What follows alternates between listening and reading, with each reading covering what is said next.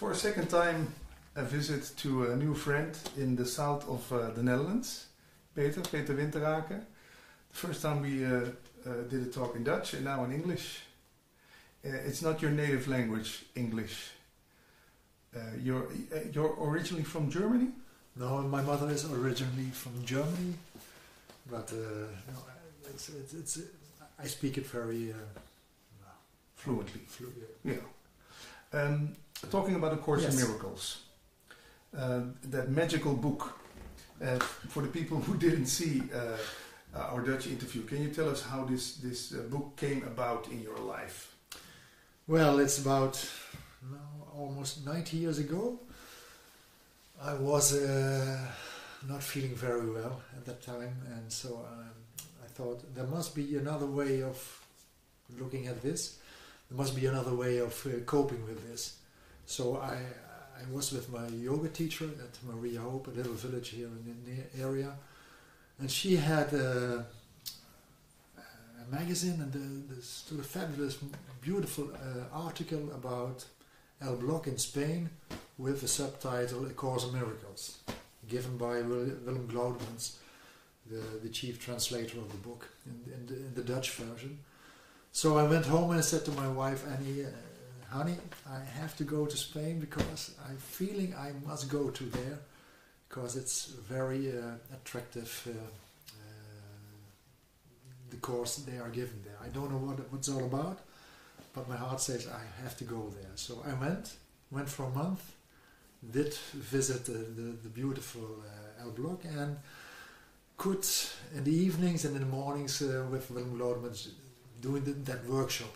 So at that time I had a little bit knowledge of what is A Course in Miracles, because I never heard of it before.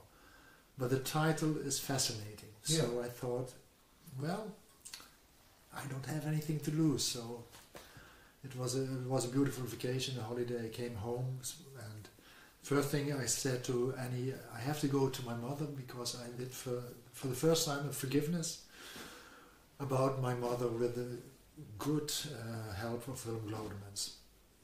Never know what is forgiveness, never know what it could give. But when I came home, I went to my mother, and she was like before the mother I knew as a little boy, and she had gone through very rough times, and all I did as eldest son in the family was helping, giving, and none of it worked at all. But that forgiveness session, that helped. So that was fascinating. How can a forgiveness session in Spain had any effect here in the Netherlands? So that my mother was like before, the old mother I knew. Was it then the way you looked at her, or what did change? Well, I think now when I see it backwards, I think it's about my taking back the projections I have about my mother, the demands. All I want from her to be my ideal mother. So when I could release that, set her free, she is already free, but in my mind, so I don't interfere with her life. So when I could go give back that all, that's releasing. So my projections, my judgments, all my demands, and that is all about forgiveness. So I could at the first time, could see her how she really is, without any demands, and that was astonishing to me. Yeah. Then you thought this book is it. Well, I had very few opportunities to read about it in Spain, but in the Netherlands I went 2 times to Willem and did a beautiful workshop there. But he said, Peter, it's a very long trip to me. Every time, if you really want something with A Course in Miracles in the south, there's Elstissen. So I went frequently to Elstissen, and she is an amazing teacher, and I have great honor and respect for her teachings, but also it transformed my life radically. So it was life changing. What makes Els such a great teacher? Well, she is very honest, very direct, but also with a very open-hearted. So she is really, and lots of humor, so I like that very much. And yeah, you have to, how do I say it, become at ease with her. But when you become at ease with her, it's so direct, honestly, and so open-hearted teaching. So it's straight from heart to heart. So when you are not afraid anymore, so when you can sit with her open, it's amazing. It's very amazing. It's for me the teacher in the Netherlands where I learned the most. Yeah. And she's still in the south of Holland? Still, yes. For people who want to go and see her, and she still gives sessions? Yes. And, she also does, I don't know what the English word is, family constellations? Family constellations, oh, yes. Yeah. Yes, that's her, inspired by Course in Miracles. So I did the training there with her, and it's a beautiful additional to A Course in Miracles. Yes. So this book, I can imagine if some people hear the title, A Course in Miracles, they think, I'm going to become a magician. I'm going to do all crazy stuff. I can split seas. I can turn water into wine. What are those miracles they point to? Yeah, that's the old seeing that is all about continent form. So the splitting of the sea is the form, but it's beautiful from the Bible reference. But the miracle in the Course in Miracles, it's only a shift in perception, only that. So from a fear-based mind to a loving mind.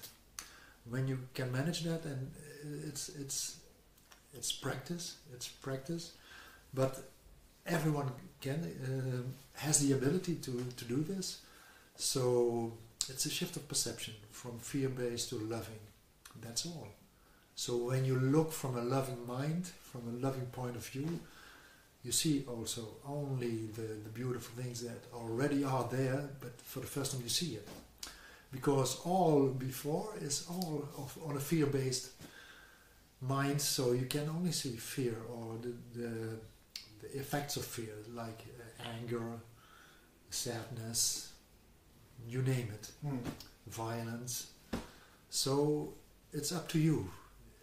What is it? What is it? What you really want in life?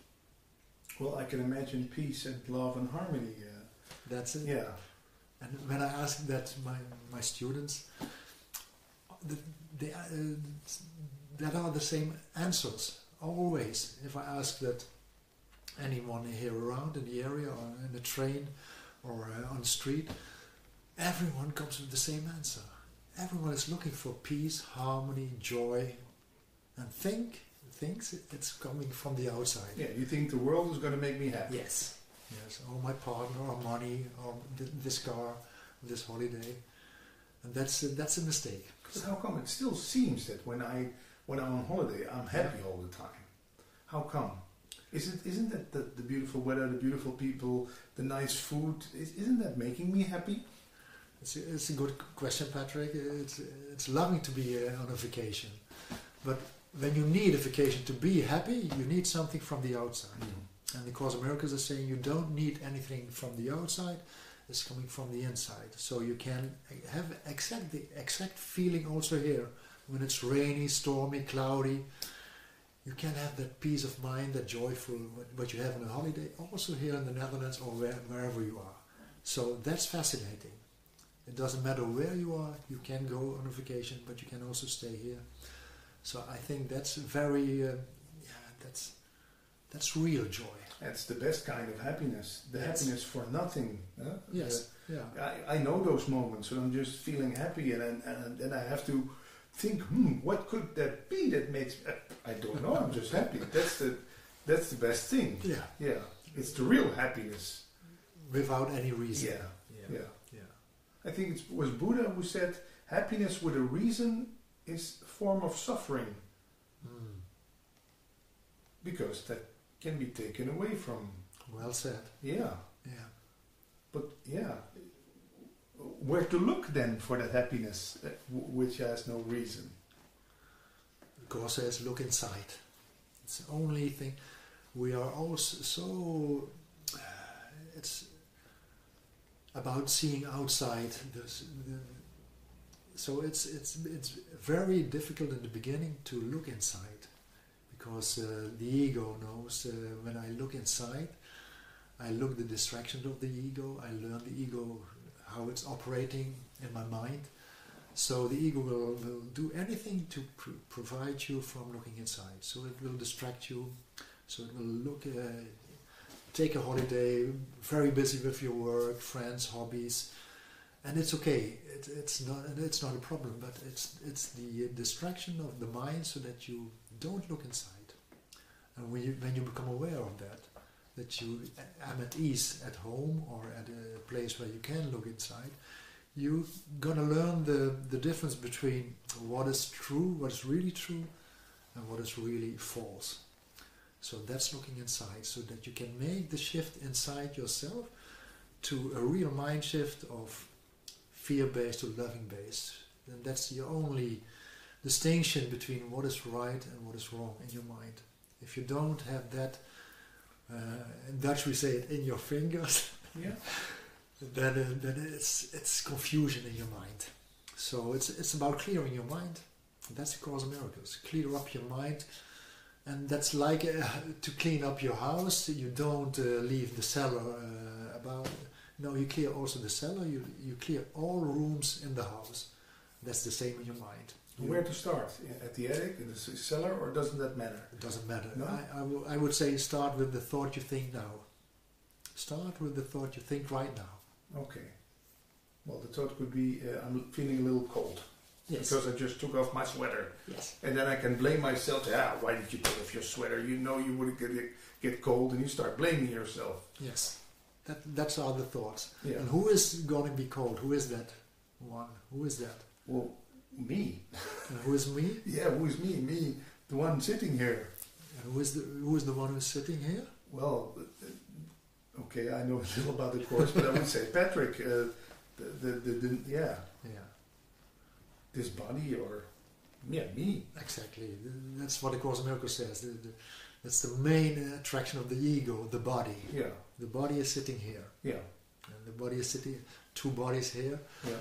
And that's separation. That's because when I see you as a body, and you see me as a body, you see the differences. And the whole thing about the Course of Miracles is go looking to the common sense, why we are united, and not see the differences. So can I see beyond my eye perspective? Can I see with my heart? Then I don't see a body, but then I see you truly who you are. And that is mind over body, spirit over body. So that I can see we are united in mind. But what do you see then when you look at me? Well, I could say I can stop it with the body, but when I do that, I am making the error real. So the ego is focusing on bodies, because the ego has one goal, just like the Holy Spirit has one goal. The ego's goal is separation. And when I see only with my eyes, only with these eyes, the body's eyes, I don't see you as a whole person. I see always something that is missing, lacking, or dysfunctioning in you or in me. False, yes. False, and also body that doesn't work properly. Mm-hmm. So it's always about seeing it from a narrow perspective. Rejecting, maybe. A little form of rejection when I say you are this and that. Yes, also. You should be like this. You should be more like me. That's what the ego likes to say. Yeah. Why aren't you more like me? Yeah. That's the favorite quote, especially in loving relationships. Because when it's a battlefield, you see my partner doesn't do what I want her to do, and that's loving stuff for the ego. So of course, you sit with friends who assumably are like you, and people who are not like you, it's not functioning very well. We reject them. Yes. But not my kind of people. Yes, and that are mostly the teachers who teach us the most. So from them we can learn a lot. We have this TV show here in Holland where people swap wives. Your wife, my wife. That's where we sometimes see that then the discussion starts. But then people start to realize things. Yeah. When they swap wives for a week and I never realized that about myself. Yes. Yeah. So they are great teachers. People who don't agree with you on many levels. So can you sit with them? Can you be with them? Can you be with people who are not your friends and who irritate you or makes you angry, although you think they make you angry? But it's the other way around? Well, feelings and thoughts, there's much confusing about it in the world. The Course says it also. You must learn to think, not like the world thinks. You must think like in cause and effect. So there are two famous quotes in the Course in Miracles: is cause and effect, and form and content. So cause and effect is, and the ego turns it upside down. So the upside down thinking in the world is, you make me feel so happy, it's from you that I feel so happy, and you make me feel so angry. So that's all about the guilt play, the guilt kind of stuff. The ego likes the most, because without guilt, there is no ego. Without guilt, there's only love and peace and harmony. So the ego needs to play with guilt. Yeah. So the ego turns it upside down. Feelings come from the outside. The distraction or the accidents in the world, or the war, or the terrible news you see all around. That makes me feel like I don't have anything. How can I cope with that? I'm loose here. How can I cope with those violent, angry, mad situations I see? Well, says A Course in Miracles, it's completely upside down. You think these thoughts, and they are becoming beliefs in your habit, and these beliefs and habit, that's what you're going to see. You project it outside. So what you think, you see. And that's very confusing for lots of people, because they are not they don't know how it works until yet. But they can learn it, because everyone has also the guide inside of you who knows the way out. So it's not something. Wait, I'm going to take away the cushion because it makes a little sound. But yes. It's not that you give me the tools. I have the toolbox already with me. Yes, you don't need A Course in Miracles. You don't need a teacher. You don't need anything from the outside.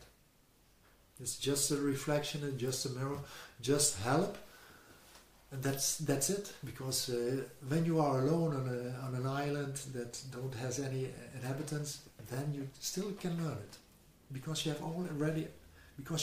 already complete and whole. Is that then the Holy Spirit who guides me, or who gives me help, or is that too much said? You can say that the Holy Spirit, or inspiration, or how the native Indians say it, the Great White Spirit. So it's Wakatanka. Yes. Yeah. Everyone has it. So you can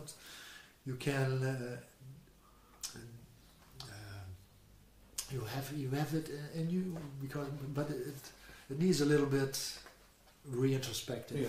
Yeah. It needs to be awakened a little bit. Yes. Or dusted off. Yes. But there's also still inside of me something, or someone, or whatever you want to call it, who says, I don't need the Holy Spirit. I can do it on my own. Yes. And then the trouble starts, because I want to do it on my own. Just like a little child who says, no, I don't want any help. I want to do it on my own. Yes. And then the whole tower collapses and they start crying. What is it then? Is that ego in us which wants to do it on their own?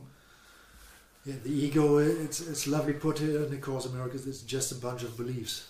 Nothing more, nothing. And everyone here on this planet Earth comes with a bunch of beliefs. So they act out beliefs. So they are believing they are not lovable, they are not worthy, they are alone, they deserve punishment. Whatever it is all, you can call that the ego. So those few beliefs are still running the show all the time, all the centuries, all the years in your life. because they are patterns. They are old patterns, and it's it's like a jacket, a skin of you. So you don't know anywhere from what's my real skin, what's my real jacket. It's so you are so confidential with it. So it's How come? Because you are a loving spirit. What you imagine becomes your truth, your reality. So because you are divine, and that's what you have forgotten. I have forgotten. When I've forgotten that I am divine, I think I am a human being. And a human being will always be scared. Always. Why is that? Because it's on its own, what you already said. Yeah. When I think I am alone, I am on its own, I must be on a fearful base. Because then I look outside and I see 6 million people, billion people. I see lots of crazy stuff going out of there. And then I think, wow, I'm really small, really on my own, and I have to defend this little that I think I am, this body, this house, this little possessions, what it also is. I have to defend it, and that's loving stuff for the ego. Ego loves to defend, yes, and to attack, and to blame and shame, and yes, and so fear is the fuel for the ego. Well, fear is the effect. The effect. Yes, it's coming from guilt. Guilt is the base of the ego. Guilt is the one thing, the Course in Miracles says, is the one thing that you don't want to understand. It's the only cause of all your problems in life. The only thing of all your problems in life is your belief in guilt. I have this, like, let's say 3 days a week when I wake up in the morning, I immediately start feeling the guilt, and then nothing. There wasn't anything that happened. Then I think, I feel the guilt, and I take my phone and think, oh, let's see if there's something to feel guilty about. Did I maybe do something wrong? How to deal with that feeling of guilt? Yes, that's a very good question. When feelings, we all here on planet Earth have feelings. So there's no judgment on feelings. Feelings just arise when you wake up in the morning. Then sometimes you are happy, sometimes you feel guilty. And you think there's no reason to. Why am I feeling guilty? Did I dream bad? Or? Yeah. It's, your feeling is just like any feeling, it's a pattern. Because was it the first time you feel guilty when you woke up? No. That's crucial when you understand this, that the feelings you have, it's always recycling another time again and again and again. So when a situation or when something happens in your life that looks like the first time in life when you felt for the first time guilty, you're going to produce guilt. So when you have a problem with angry people and you have a discussion in a meeting and someone is really furious at you and you feel guilty and you think, oh, it's about me. It's coming because I have behaved insane or I said something stupid or what it is. It's coming from me that he is feeling so angry. Then it's an old pattern.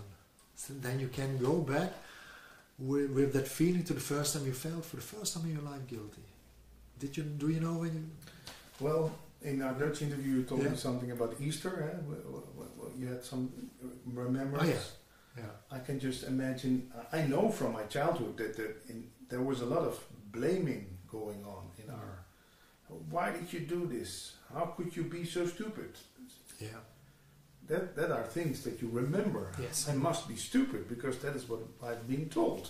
And who told you that? My father. So an authority will look up to it. They are saying something, and the little child feels it's about me. Yeah, it's about me. It's about me. I'm making daddy angry or sad or. That's the first time we believe in a mistake. It's because of us. Yes. So when you are born as a child, you come with those beliefs and you are acting them out. So the false assumption is I can make my angry dad. I can make my dad angry. Yes. Yeah. So when you believe that, the situation will prove it. So because it's coming from guilt, so you want to prove to yourself you are guilty. And when you believe that stuff, when you believe that illusion, you have the evidence. You need the evidence. So the cosmos, the universe says, okay, Patrick, I play with you that play. I send you this father, and he's saying some words, and then you feel the guilt, so you can reactivate that belief. So you are trying to make in your mind real that you are really bad, you are really guilty. So it's not first the feeling, it's the belief. It's the belief, yes. Okay. Yes. And how come then that I feel so guilty when I wake up? Have I started believing? Is it like my default setting, or? It's the old subconscious mind where the guilt is playing all of this stuff in the world around. It's from the abstract idea from the first fall from heaven onto earth. You can say the Adam and Eve story. So in every one of us, we are playing that story always over and over and over again. We really think, although it is subconscious, we did something very bad. We did something very bad, so we deserve to be punished. And we can distract it from our mind. We don't have to always be aware of that thought, but we are playing that thought every time in the world out. So it's moment by moment we inactivate that old belief. And I'm not good enough. I'm not good enough. I'm guilty. I'm not worthy. Yes. I did something very bad. It's like the child who walks to home or is alone at home, and it broke an expensive thing, and then when the daddy and mommy come home, you feel like, ooh, I did something very wrong, but I'm not going to tell it. Yes, that's it. Feeling. That's it. Yeah. And when you are talking with people, everyone knows some kind of story. Yeah. Everyone, because it's all the same. The different classrooms are different families, but it's all the same. So when you go from form to content, you see, it's always fear, it's always guilt. It's from believing in sin. You have done something very, very bad. That's the only three beliefs that needs correction, says A Course in Miracles. The belief in sin, the belief in guilt, and the effect that you are fearful then. That's a fearful state of mind, a fearful state of living here in this world. And when you look in this world, you see it's a great cry for love, because everyone are believing that kind of stuff. Yeah. So in the Course in Miracles says, you are free to experience that, but you don't need to. There is another way. There's another way. You can go on ages in front, so it never ends with that belief in those three beliefs. And how come, or how does that work that we start projecting outwards that guilt, that fear, start blaming? It's the neighbor's fault. Yes. And now the climate. Everybody is busy about talking about the climate is the big problem. Any relation you see there that is that also just putting your guilty feeling outside and boo, we have to do something? It's only about guilt. So when you feel guilty, it's not a nice feeling, Patrick. No, I know. so you want to get rid of it. You start looking away. So and we have lots of, although we think so, lots of opportunities of or hobbies or courses to escape that guilty feeling. So lots of people are going to drink, eat, movies, games, hobbies, drugs, and then it doesn't matter. They don't want to feel that feeling, so they project it or are very busy with the world, so they can do that are the distraction of that feeling. But the root of the cause it's still there. So the guilt it will plop up one morning. You are awake, and there it is again. But what to do then when you feel that guilt? And no distractions. Put away your phone. Put away the chocolate. Put away everything that can be distracted, and just feel guilty then, or that's a great start. If you are dare to feel guilty, that's That's a great start, Patrick. When I can sit with my feelings, with my negative feelings, I just have to feel it. So I don't have to become afraid of the feeling anymore. And lots of people don't know what am I feeling. They think they are depressed. So it's like I don't know what I feel. So first become clear what you feel. So it's a great when you see I'm feeling guilty, I'm feeling angry, I feel sadness, because they feel those feelings want to are pointers. They want to say something very, very, very important, very significant, very important message to you. If you let them be, they can help you to discover the message. And the message is always the belief that comes first.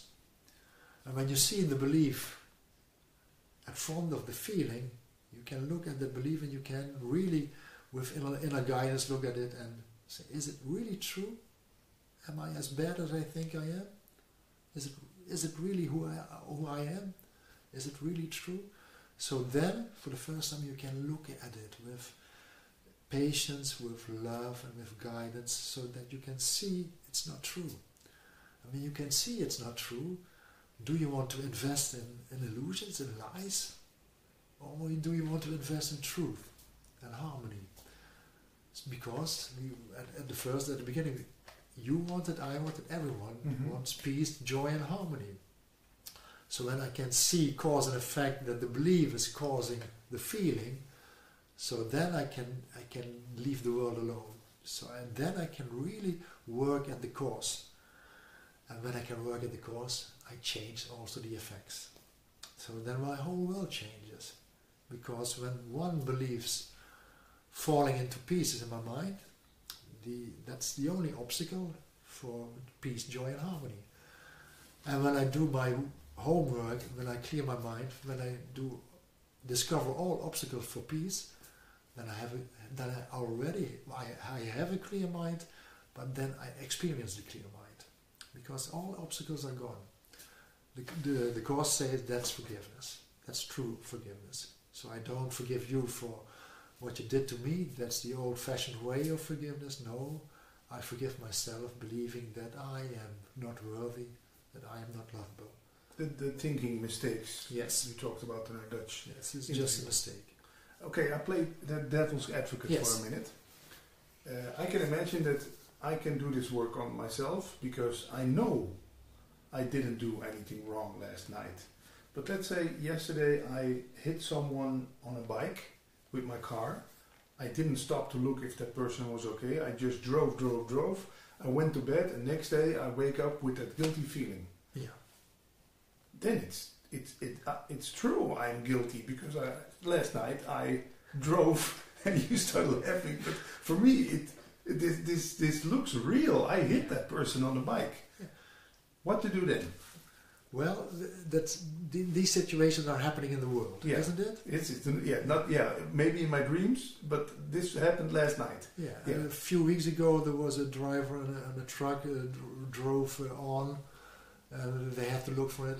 There was also a victim, deadly injured. Yeah. So when I believe in guilt, I have to need evidence.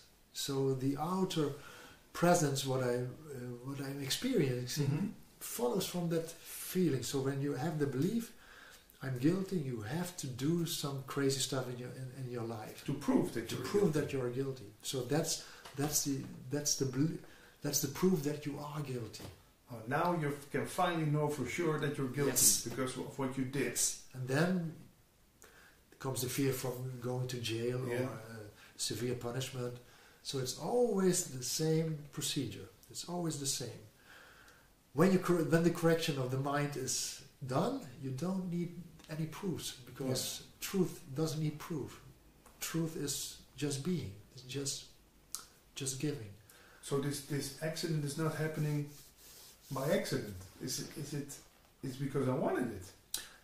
You can say that. So the belief always, and when you don't correct the belief, the situation becomes more severe.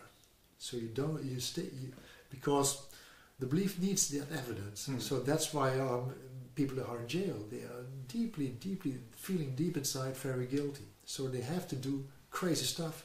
So they to make it real. To make it real. So they have to get punishment, so that they can go back to jail again, and then they come out with the same belief. They do it all again.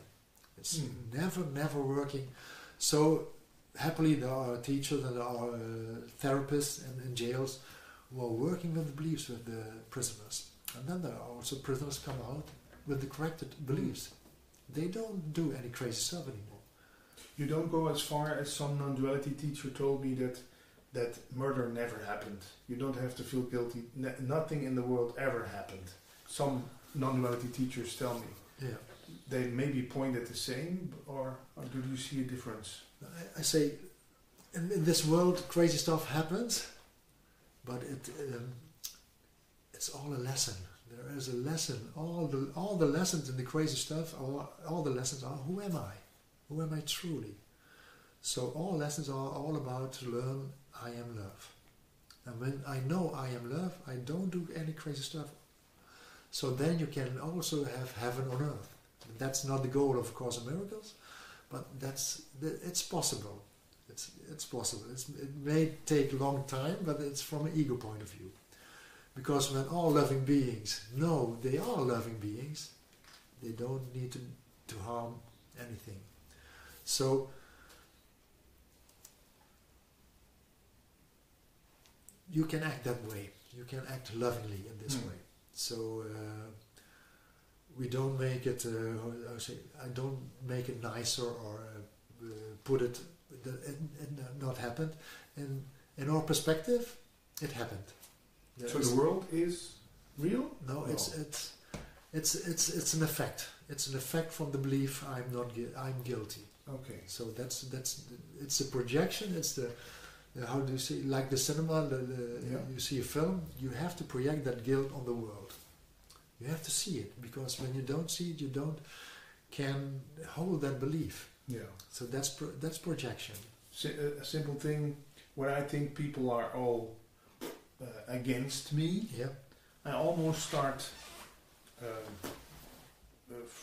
frustrating people, so they turn against me, or of course. When you believe that thought, you have to see it. You always see what you think, always. So when you think badly about you, you're going to see it badly. When you see everyone is against me, you're going to see it. So then there can be 100 people with you and love you and honor you. One person is against you. You only focus at that one person. Yeah. That's because the mind is focusing on the belief. You cannot go beyond the belief. You can go beyond the belief if you forgive. So, A Course in Miracles is about don't condemn yourself when you are acting out your beliefs. Don't condemn yourself when you are acting out your true essence. Because condemnation, judgment is all about guilt. So when you can be kind, when you can be patient with yourself, then you can look really, really good inside of what I am thinking about myself. And beautiful message of A Course in Miracles is you just have to look outside to the fellowship here, the members here of your family, the brothers and sisters are walking around. What do you think about them? So they are the mirror of your own soul. And if you don't see loving things, then you can decide, I have to forgive myself. Because all is love. That's the beautiful message. If I want it true, I have to see it. I have to see that all is love. And if I don't see it, I see my own beliefs. And that's people are not used to deal with that. But they can learn if they want. If they want really true joy, peace and harmony, and really true joy, peace and harmony is steady peace, joy and harmony. Yeah. Not a moment, maybe 14 days on a vacation, but the rest of your life bettering. That's the message of A Course in Miracles. And why is it such a thick book? you can put this on the back side of a post stamp. Yeah, Well, I can just read the first page. You have heard it before. Mm-hmm. That's the essence of the Course in Miracles, and that's not thick. That's 3 sentences, and that's the. That's the whole book in 3 sentences. Yes, the Course can therefore be summed up very simply in this way: nothing real can be threatened, nothing unreal exists. Herein lies the peace of God. That's the whole Course. And why is it such a thick book? It's because the ego is complicated. The clear mind is not complicated. The clear mind is about understanding, and love is simple, is easy. So in a loving mind it is all easy. It is easy living. And a complicated mind, in an ego mind, it's very, very busy. Very busy with thoughts, very busy with beliefs. Future, past. Always with those. It's and I can feel that people I know they are really depressed when they believe these thoughts.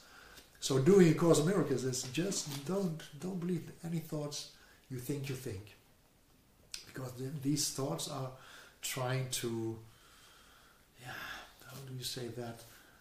They make you crazy. If you follow your thoughts, if you believe the thoughts, that's the ego. Ego wants you go crazy, go nuts, and at a very severe point also go dead. So when there are people they are suicide, that's because they are believing very, very, very much those ego thoughts. It happens, and it need not to be this way. So there's another perspective. And is that so for everyone on this planet? Does everyone go through this? Everyone here is because they want to experience something other than love. So everyone here has built up an ego, and it's the same ego we share. It's just one the same. ego. It's one ego running the show, with different forms of thoughts, but the content is always, so here you can know the ego. The content of any thought that's not true is always fear-based, guilty-based, sin-based. So when the content of the thoughts are that's the ego. Because my angry thoughts or scary thoughts may be different than your thoughts, but the content is the same.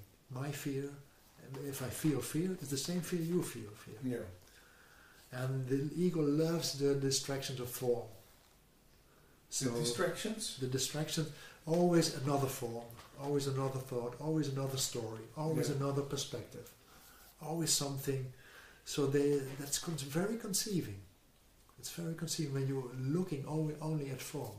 But when you're looking at the content, what I am feeling, then you can go out of the thousands of forms running here all over the world. So go to the feeling. That would be my advice. Go to the feeling. Then you come to the belief. When you are at the belief, you can forgive yourself. Because there are the two options in life. Or you forgive, or you condemn or judge. You get always cause and effect. If I want to be joyful, peace and harmony, I have to forgive. That's it. That's it. Otherwise, I'm always judging. Yeah, and I'm in misery.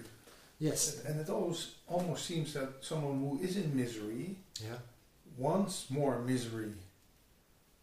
And you can put on your clown suit and put a red nose and your big shoes and start dancing like a fool, but they still look away because they don't want to be happy. It always seems to me. Yeah. How to deal with miserable people or people who are in misery. I can imagine what you just said. Look at them with love. Don't try to change them. Let them be in their misery. That's very hard for the ego mind, because they always are trying to change something, the picture outside of them. But you think you want to help. Yes, and is it truly helpful? Well, you try it sometimes, but mostly it doesn't work, no. No. How would you like to be when I'm with you and you are not feeling very happy? Yeah, just let me be. That's it. That's it. Can I be at ease with some person who are very on ease. So that don't interfere with it. So when you are really become truly helpful, is focusing on who is that person, who is it. I'm always encountering myself, always. So if I want to truly know myself, I have to look very, very accurate to my fellowship members, at you. So and accurate, you mean without any judgments, filters? yes, maybe at first there are judgments, but am I willingly to give them up? Because judgment, the ego speaks first, always. So the judgments are there, but am I willingly giving up those so that I can further, so can I to see you through? So it's not about getting rid of judgments. No, it's just about that we all judge. So it's not about you may not judge, you may judge. From a loving point of view, you may judge, but it is not necessary. So the judgments we have, when I may, so I become at ease with judgments. So I can see the judgment. And then can I say, am I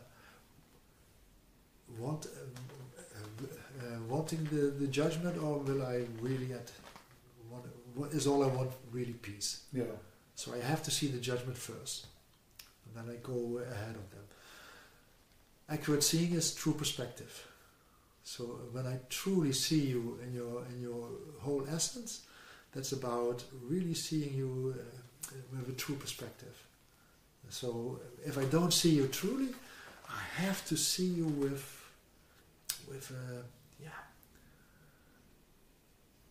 false beliefs.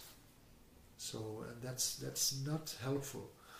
So at your question, when I'm really helpful, is not believing what you are saying to me. Then I'm really helpful. So if you come with a story, why are you angry? Why are you sad? I'm listening, but I don't believe it. I don't believe the story, but I do believe you. I still have a great effort in believing who you are. That's truly helpful. So the other person is allowing to say his story, believing his story, and I don't have to interfere with it. Just listening, don't believe it. That's a great job. And then sometimes, or mostly, something starts transforming, or? Well, at first you are at peace. Because I'm at peace. Yes. When you don't believe the story, when you don't go with that person in drama and an illusion, there's one person at least at peace, and that's you. And that's what you want, isn't it? Yeah, you can, and then you can be really helpful. Because when I start helping you because of my unease or something, it's because I want to get rid of you and your strange behavior. That's it. You want to get rid of the person in front of you of the strange behavior. So he has to change. The situation has to change, the person has to change, then I become at ease. Now this always turning around, you are at peace, you are at ease. And then you are, just like you said it, you are truly helpful. And that's not common sense, but everyone has that perspective inside, so everyone can learn that. So you don't have to believe any story other people tell you, but the most important thing is don't believe the stories you're telling yourself the whole day long. And which story is true about myself? Which story you think is true?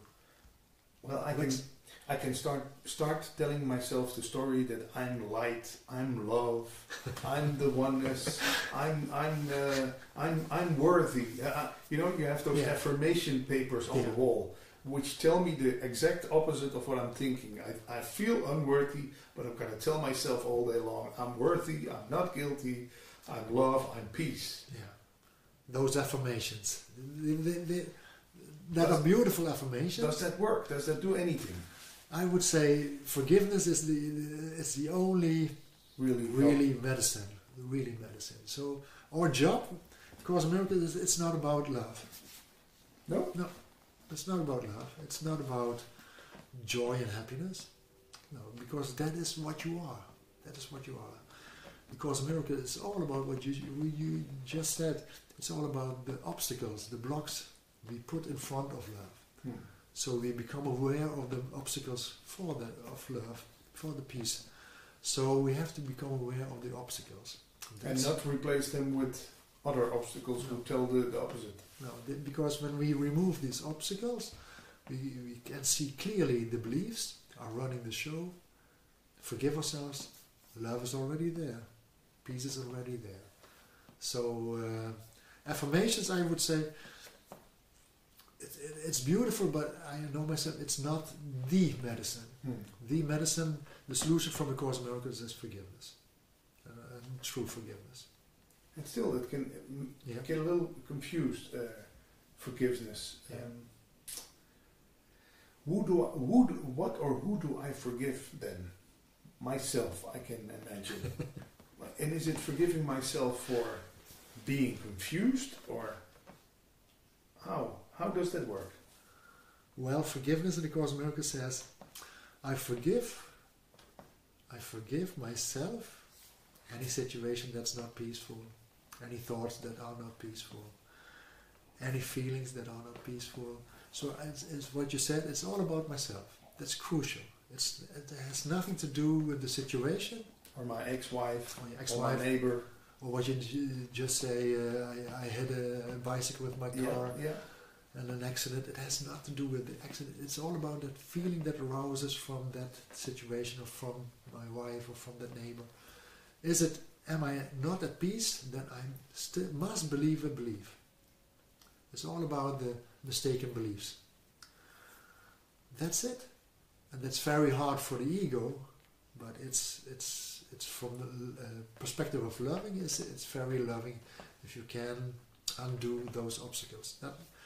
Those few little sentences you repeat all the time, and I know my sentences, Patrick, it's I'm not good enough, I'm not worthy, and that I'm not be aware of them, they are still running the show, always now still.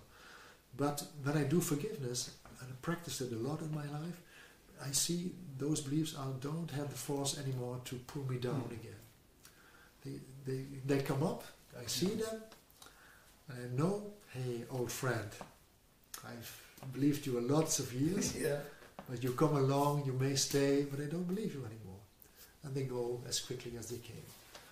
So that's the only job our job is removing the obstacles of peace. And it's a slight job, because we don't do it. It's love inside of us that does the job really.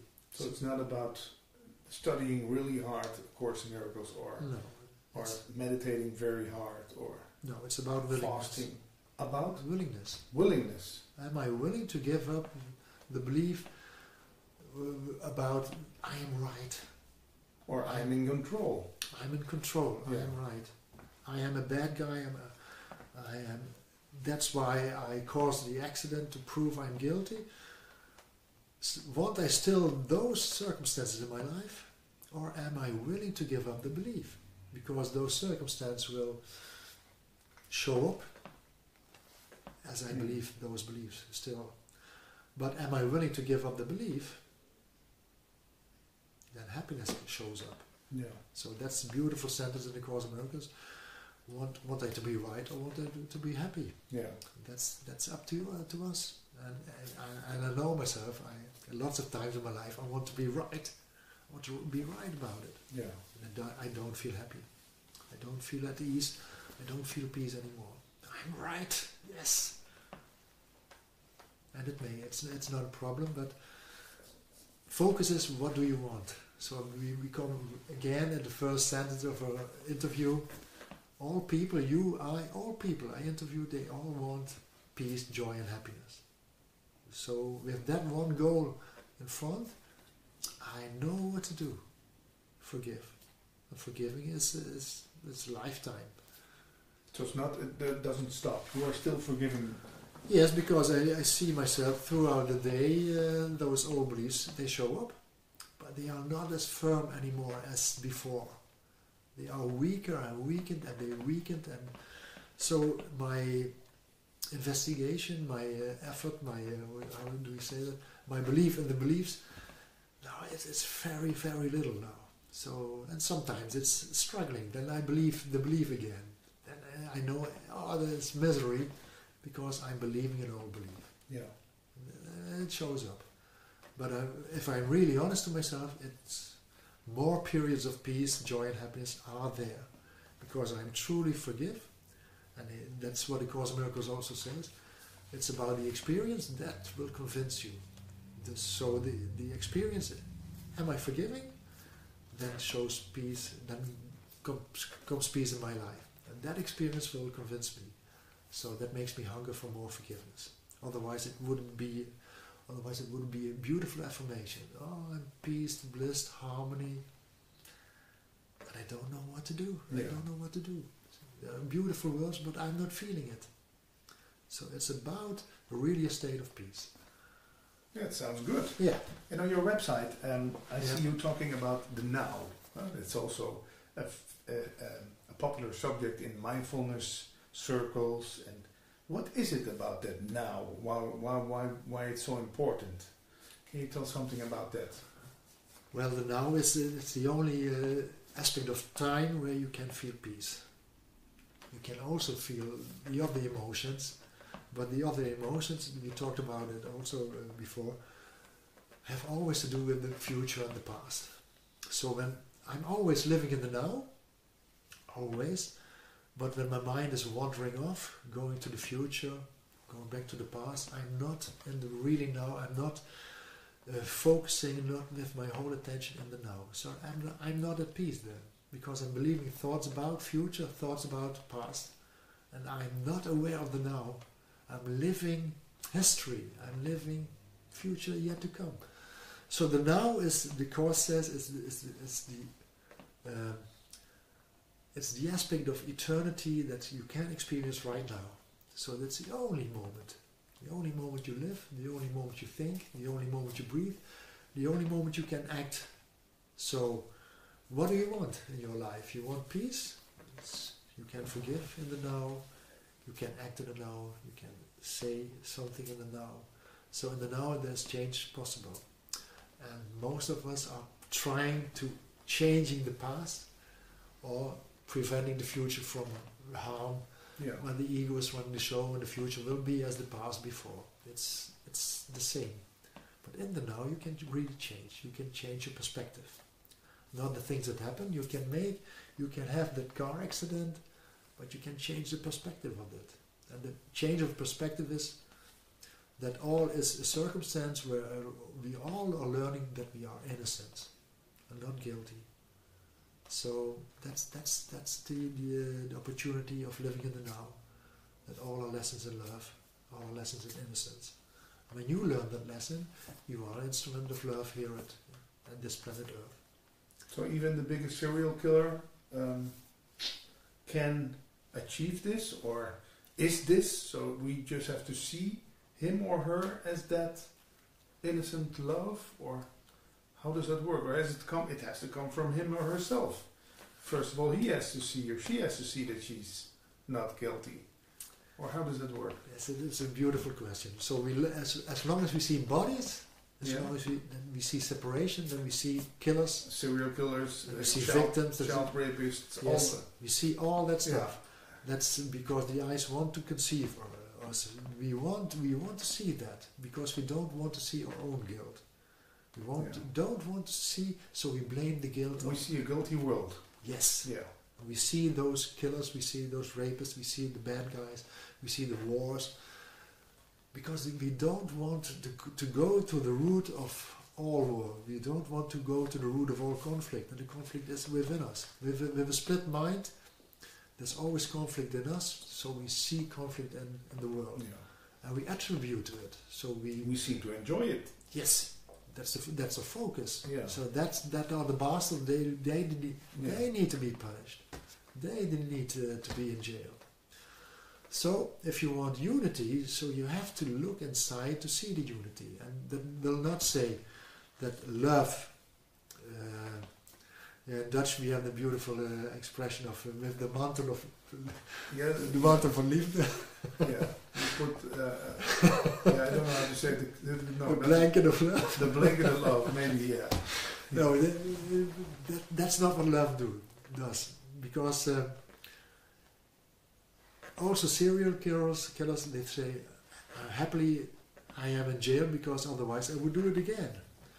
But if they meet a really true therapist in jail who wants to work with the serial killer and the beliefs, they can also heal the beliefs.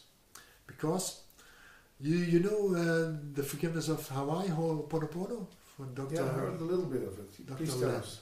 Well, he was in a hospital with inside of a jail, and he only saw the prisoners with diagnosis, with severe diagnosis of Schizophrenia. yes, you name it.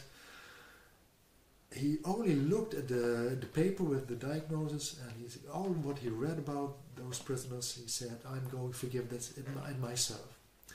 And the astonishing was every prisoner, every patient there went out of the jail, went out of the hospital and were healed because he did his job. Because when I see it, it must be inside of me, he said. So he didn't saw the person live, but only by forgiving from the paper what he thought was real. It is almost incredible, but he was out of a job because everyone went out, and that he did it with clear guidance, and he did it with everyone. Every paper of every prisoner, every patient. He thought it's amazing what forgiveness does. So we can do this with family members who live at the other side of the planet and who we argue with a lot. Yes, yes, I did it with my mother in Spain. Just to food, and then you took back the projections. What did you do more? Took back the projections, my demands, my wishes. I wanted my mother differently. So at the first time I could see her truly, I could let her be. So what we just discussed about being with someone who is depressed or angry, and I don't need to fix them or change them. Yeah, that's so. But it seems loving to help them. And what is helping? What is really helping? Yeah. You think, yeah, I have to change his thinking system. I have to make him believe other stuff. Yes. Make him see that what he's believing now is not good for him. Yes. So we are always trying to make the other seeing it. So let us put it a different way. Let I see it different. So let I make the correction I want to see in the other one. Can I correct myself? Can I look from a different perspective? Can I change myself? And then when I really see, no, not always. So it's not very easy to change other people because it's not very easy to change myself. No. So let's start with me. Yeah. Let's start with me. That's the only, and then I'm at home with myself. So that's so very precious to understand. It's all about me. So I can leave all people alone. And is it never about the other because there is no other? Or is it never about the other because it's all inside of me? I love the phrases from also all those non-duality teachers who tell there is no other. There's just the one. Yeah. And it seems like, not two, it seems like there's Peter and Patrick, but it's just the one playing out the play of Peter and Patrick. Yeah. And that's true, and let's stay at where we are. Do we believe that really? Well, it's a loving way of seeing the world. Yeah, it's the unity, united thing that's playing all in different forms. So Patrick and Peter are the same because we are feeling the same feelings, thinking the same thoughts. So when we see that, we can unite.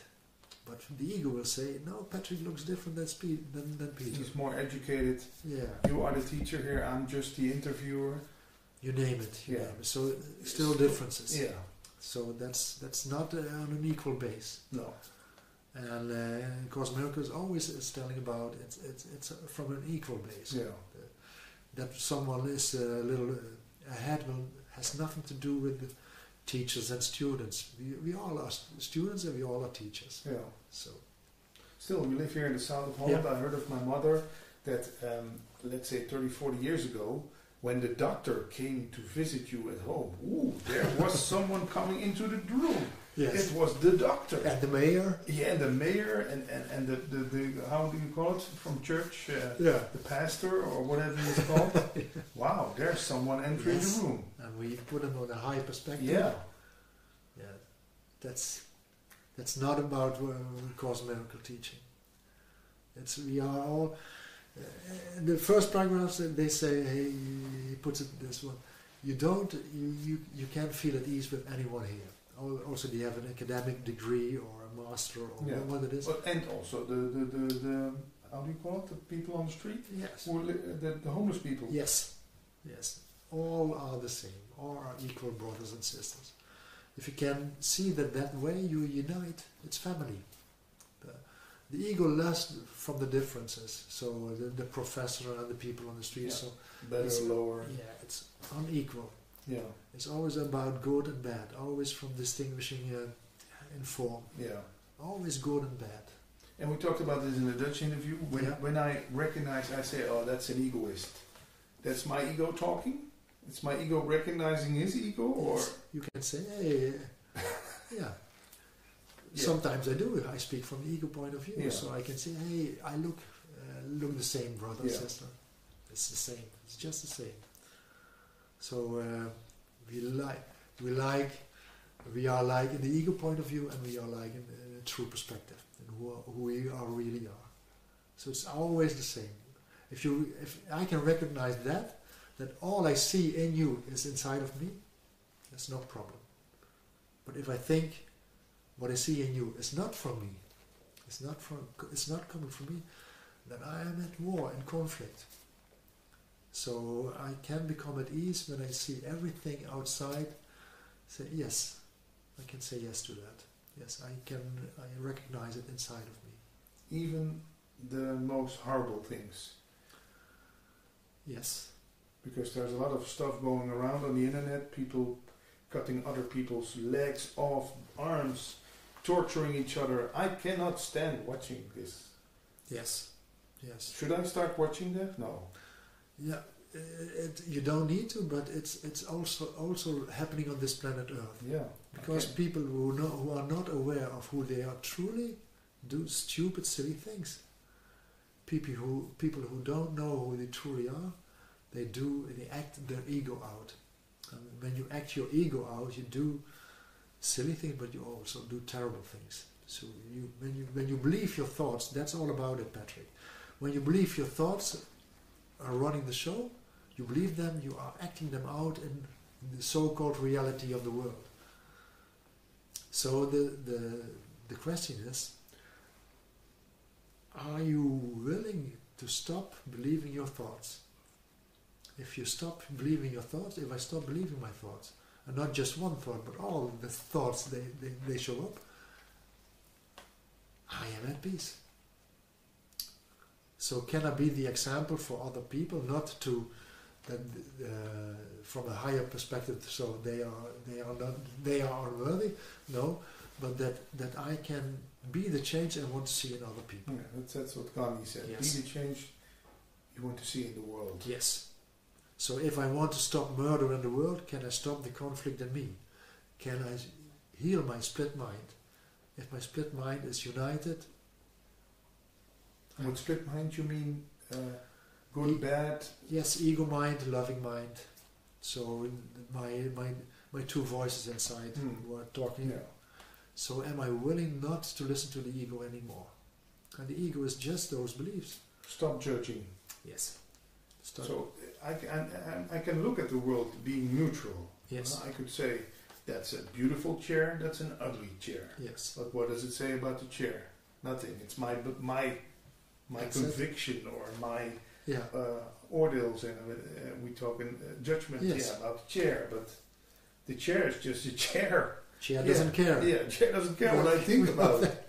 But with people, it's different. Yeah. Yeah. Yeah. Some people want me to like them, or I want people to like me, and Yes.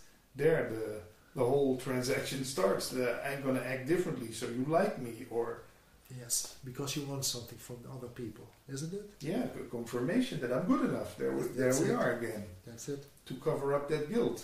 To cover up the belief I'm not good enough. Yeah, not good so enough. you have to believe. So you want the confirmation I'm good enough. So that's what we are doing. Competition, sports, Yeah. the best. I want to be the Yeah, best, or yeah. I want to be. I don't want to be the loser. Yes. That's why people cry.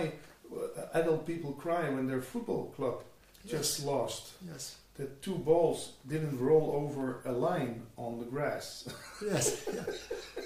So Yeah. that's happiness, or Yeah. But doesn't that make that sometimes people say to me, well, but that makes the world so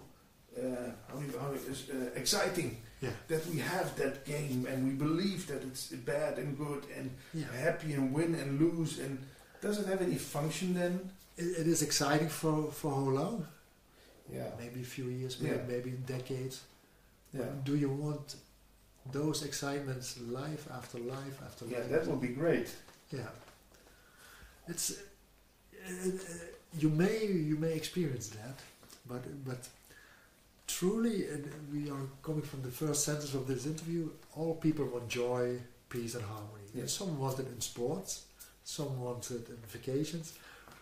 Spirituality also. So we think it comes from still that outside. thing, yeah. It's about identification. Okay, but that's good that you say it's not about being like indifferent about the world. No. Or just being indifferent at all. That you just sit with your arms crossed all day. Well, doesn't matter.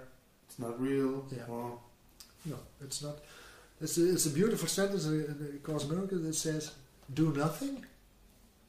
And people misunderstand that sentence. Yeah. So I'm going to sit here Yeah. and wait decades. for enlightenment. Yeah. And it follows then, and don't let anything be undone.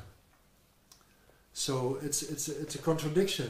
The first sentence is do nothing, and then act. Because the first sentence is about when you really registrate your ego, wait. Don't follow your ego. Don't act your ego out. Wait. Do nothing.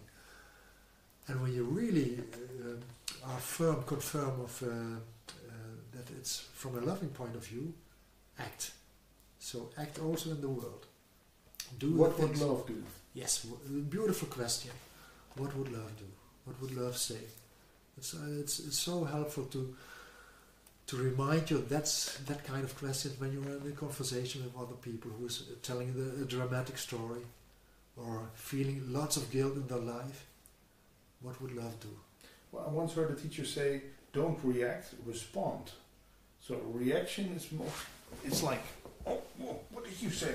Yes. And a response takes a little more time, but it feels almost like it comes from a deeper level. Yes. And then you give a response. Yes. And it still can be a no, or a stop, Absolutely. or It can be a firm yes I or no. believe. Yes. It's not about saying, oh, okay, you want my car here, you have the keys, No. take my car. No. That's what you say. You can really firm say yes or no. Yeah, sure. It's from love, and the other person will hear you. Then It will be received. Yes, it's really conversation. Really, Yeah. from the heart. It's not. It's like these interviews. Yeah. It's not about me trying to tell you what I know about the Course in Miracles, and you come over and say, "No, Patrick, you have it wrong. No. I'm going to tell you how it really is." And because you studied the book 3 times and I just read it once or something. It's not about that. No. No, it's an equal-based position because I know you have already all inside of you. I also have the people who come here for lessons of A Course in Miracles, or everyone I encounter on the streets. I see them from that perspective. They are whole, complete. Everyone has it. They're not confused in your perspective. No. They don't need answers. No. So I can leave them alone. So I can be with them, and when they join with me, I say something, I ask questions, and it's okay. We have a conversation. I talk about A Course in Miracles. I like that, and I don't need to fix them, and that gives me enormous peace. and also a quiet mind to respond with the other person. And yeah, I like that a lot. I can imagine. Yeah. Some final questions. Are people Yes. then just coming here for confirmation, or what are people coming here for? That's a good question. I ask that question to people always. What is it what you really want in your life? Now we come back to peace, love, and harmony. Yeah. So it's repeating over and over again, because God knows that we want peace, we want joy, we want harmony, and we think that's the old pattern. It's coming from outside. So the people that are coming here, they have tried enough in the outside world. They know from own experience it doesn't work this way. I am open for a new way. I don't know how. Let us show. Some come a few times, and some are really devoted to that new path, because they are really experiencing, I am more at peace than ever before. I am more at peace with my relationship now, with my children, with my elders, with my wife, with my man. So the experience really, it has effect, and then they are truly dedicated to that path, because it's what you say, it's a thick book. It's it requires also study, dedication, if you like, but if you have, how do you say that? If you have a little bit of experience of it, it leads you on the track. It holds you on the main way, because you know it has really the effect. I thought the vacation, the holiday, my car, my partner, my wife. I would like to get it from that. I know now it's from the inside. That's a great shift in perspective. Yeah. The two things that give me the most anxiety are money and time. Time and money. Yeah. Then I once read, I don't know if it was in a course or another book, it said that are the favorite toys of the ego. Time and money. And sex. And sex. Okay, the three. Time, money and sex. Okay, money, I can imagine. You need money in this world. Although you think. Yeah, you think. Do you get people over here with huge debts, who are in debt, who have like problems, they have 10,000 euro they have to pay tomorrow to the bank, otherwise the house gets foreclosed. How to deal with that kind of stress? Yes. Then we come again with, here comes a lot of people. People with lots of money, people who don't have money, and people all in between. So it's like the world. Yeah, all searching for the same. All searching for the same. So the people with lots of money have the same problems, concerns, although they don't have money problems, they have concerns. It's in a different disguise. Yes. It's the same problem, different disguise. Different disguise. Yeah. So we think always money is a huge learning device. So because it's just a device. What is money for? What is it for? Yeah, to buy stuff and to sell stuff. And why do you buy stuff? Or to own something. To own something. Or to eat, or to show off. Yes. And most people say, because then I can buy the things that make me happy. That I want, that I need. Yes. Yeah. So the people who have lots of money have lots of things. Yeah. And there are people who think, oh, I don't have the money, but if I had the money, then I would be at peace. Then I would be at peace. So it's the same mistake in a different form. Yeah. And that's all about time and sex. It's the same. If I had more time, I had more sex. Better sex. And it's not about that. And you tell them that. And don't that get people angry? Because I can firmly believe that if I had more time for myself and if I had more money, then my life would be great. Yes. I'm convinced about that. No, then I leave you free. Why not? Why not? You're not going to convince them otherwise. No. That's not my job. That's not my job. I just put another perspective. Because they believe that, I said another perspective nearby, and so they can experience. If I really choose that, how am I feeling? From that point of perspective, how am I feeling then? And what do I really want? And is it possible that I need money, I need the time, I need the sex to be happy? And if I playing those hobbies out, I'm not guilty. I'm just enjoying that game. That's it. Yeah. It's all about not being guilty. So you can feel people with lots of money, they feel the exact guilt Yeah. as poor people. Or fear Fear. of losing it. Yes. And Or sexuality is also lots of shame and guilt Yeah. comes in. So it's all about the lessons. You are not guilty. You are innocent. You're not doing anything wrong. That's it. That's it. You may enjoy it, and from the perspective, I don't need it to be happy, No. because you are happy. That's And you your also essence. don't have to, that's what some spiritual teachings. So you have to stop sex, you have to sell everything you own, you give away everything you own, burn your last money, go sit in a cave for 3 years meditating. Then You'll be happy. Then you'll be whole and happy and enlightened and not guilty. That's not the teaching of A Course in Miracles. It's just see that are the means of they are devices, and you don't need them. So, and when you have it in life, be grateful. Yeah. If you don't have it in life, well, you can look at it from a different way. So that you don't need anything from the outside to be really, truly happy, joyful, and peaceful. That's A Course in Miracles. Make your birthright into a reality. You are a child of the universe with the birthright of joy, happiness, and peace. That's given. That's every people here and this already have it. You don't have to earn it. No, it's given freely. You don't have to prove that you're a good person. No, you have it. Yeah. You have it. Just become aware of the layers of delusion and illusions and obstacles. You just have to. You have laid it upon upon your heritage, upon your loving kind of being. So that's it. Just become aware of the person you think you are, the thoughts you are thinking in the right now, in the now moment.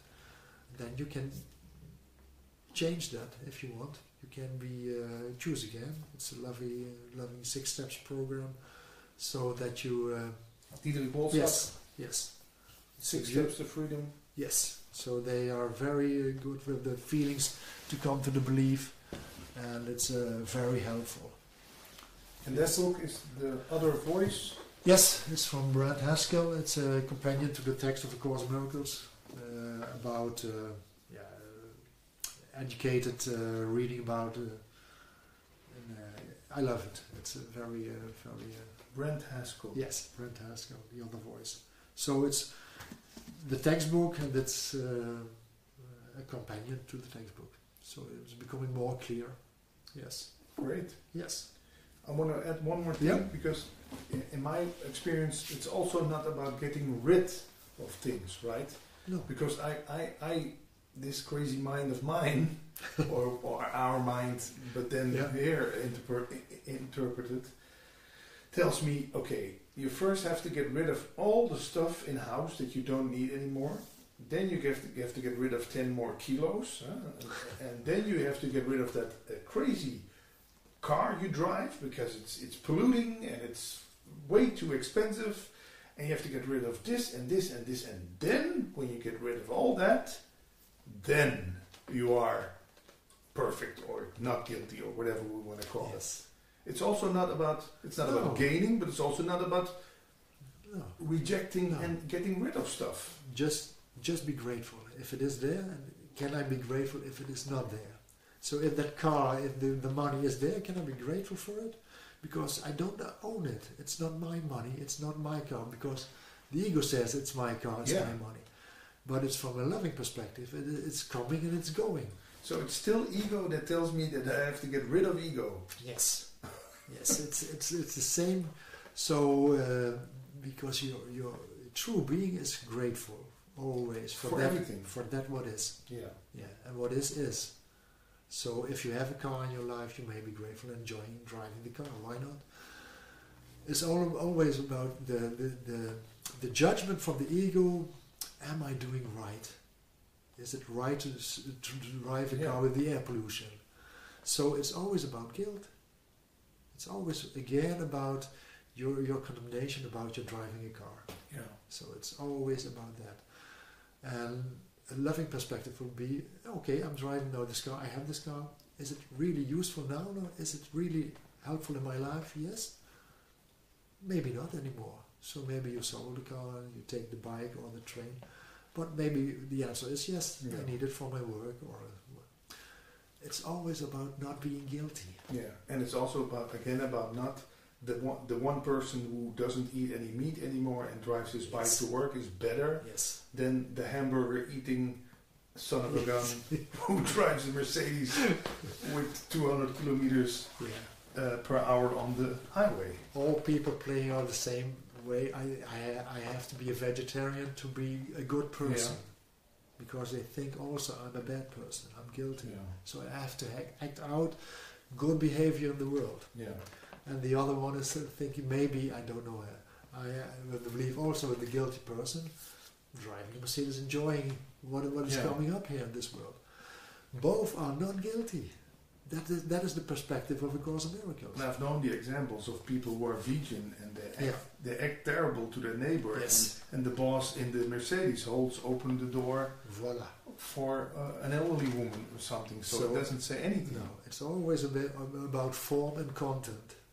Form is I am a vegetarian, and that's in the view of the world. Oh, that's good. And I drive a Mercedes, and I'm really polite and open the car. So it's all about, is it loving what I'm thinking? Is it loving what I am doing? And I can, from a loving perspective, be a vegetarian. But I also can be, from a loving perspective, driving a Mercedes. That is a tool for me that is useful in this world to really know who I am. So, well, I think I'm going to start my Mercedes then. Okay, Patrick. I'm enjoying driving back. I will do. Thank you. Thank you, Patrick. Again. Thank you. And for people who want to find you, there's the website. If you Google Peter Winteraeken, you'll find the schedule and everything else. And there's just also an interview in Dutch for people who want to listen or hear. Yes, of course. Okay. Enjoying it. Thank you, Patrick. Thank you too. Okay.